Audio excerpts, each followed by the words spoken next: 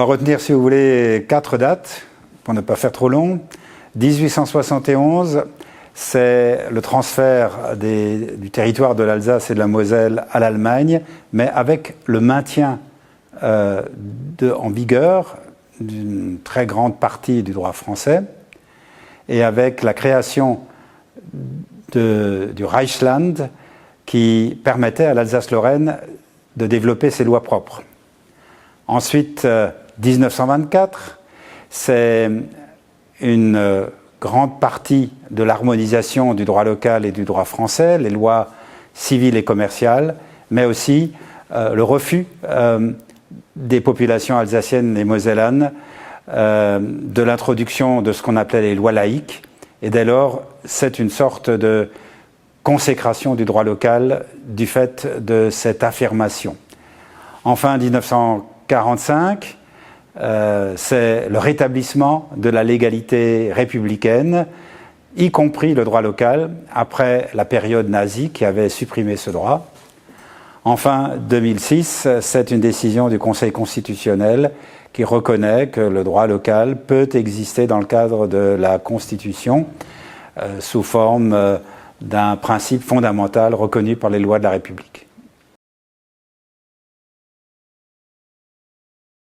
Alors, c'est une des particularités les plus connues et parfois les moins bien comprises du droit local.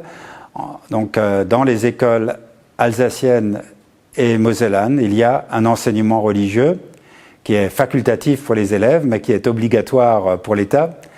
Un enseignement qui, à ce stade, ne concerne que les cultes traditionnels, catholiques, protestants et israélites, mais qui n'est pas impossible, le cas échéant, d'étendre à d'autres religions si on veut faire l'effort de faire évoluer ce système, notamment dans le sens de ce que l'on appelle la culture religieuse, c'est-à-dire avoir un enseignement de culture religieuse pour tous.